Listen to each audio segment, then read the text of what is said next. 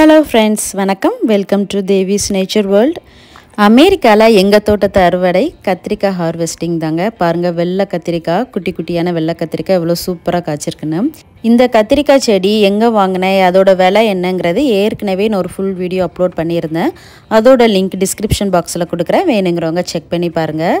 ஆக்சுவலா இந்த கத்திரிக்காய் வச்சு ஒரு மாசம் கழிச்சு நல்லா பூ விட ஆரம்பிச்சிட்டு, பூ விட்டு நல்லா காயும் காய்க்க ஆரம்பிச்சிட்டு பாருங்க. பூ வந்து நல்லா சூப்பரா பர்பிள் கலர்ல இருக்கு பாருங்க. என்கிட்ட மொத்தம் 4 கத்திரிக்காய் செடி இருக்குது. 2 வந்து கிரவுண்ட்லேயும் 2 பாட்லேயும் வச்சுருக்கிறேன். இது வந்து கிரவுண்டில் உள்ள செடி, இது வந்து பாட்டில் வச்சுருக்கிற செடி. பாருங்கள் எல்லாத்துலேயுமே நல்லா சூப்பராக பூ விட்டுருந்துச்சு. பாட்டில் இருக்கிற செடியில் தான் ஃபஸ்ட்டு கத்திரிக்காய் வர ஆரம்பிச்சிது. ஆனால் பாட்டில் வச்சுருக்கிறத விட கிரவுண்டில் வச்சுருந்த கத்திரிக்காய் செடியில் தான் நிறைய கத்திரிக்காய் வந்துருந்துச்சு. பாருங்கள் இது வந்து நம்ம ஊரில் கிடைக்கிற குட்டி குட்டியான வெள்ளை கலர் கத்திரிக்காய் சூப்பராக இருந்துச்சு.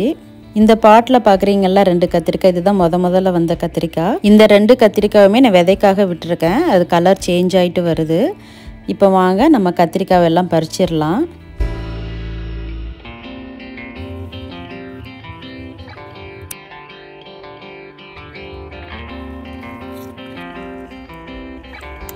நான் கத்திரிக்காய் பறிக்க ஸ்டார்ட் பண்ண உடனே என் பையன் வந்து நான் தான் உங்களுக்கு கட் பண்ணி கொடுப்பேன் அப்படின்ட்டான். ஸோ எனக்கு நிறைய ஹெல்ப் பண்ணால் கத்திரிக்காய் ஃபுல்லாக வந்து எனக்கு கட் பண்ணி கொடுத்தான்.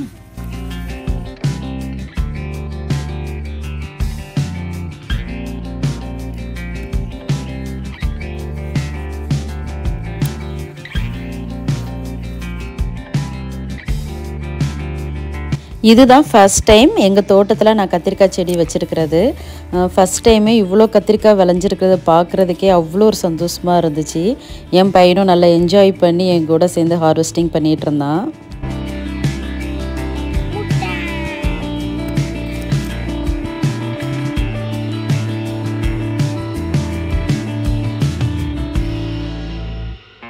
இது வந்து ஃபஸ்ட் டைம் ஹார்வெஸ்டிங்கில் எனக்கு இவ்வளோ கத்திரிக்காய் எனக்கு கிடச்சிது.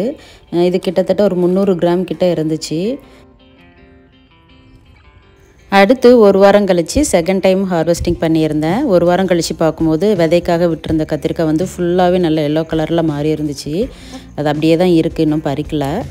இது வந்து செகண்ட் டைம் ஹார்வெஸ்டிங். எவ்வளோ கிடச்சிருக்குன்னு பார்க்கலாம்.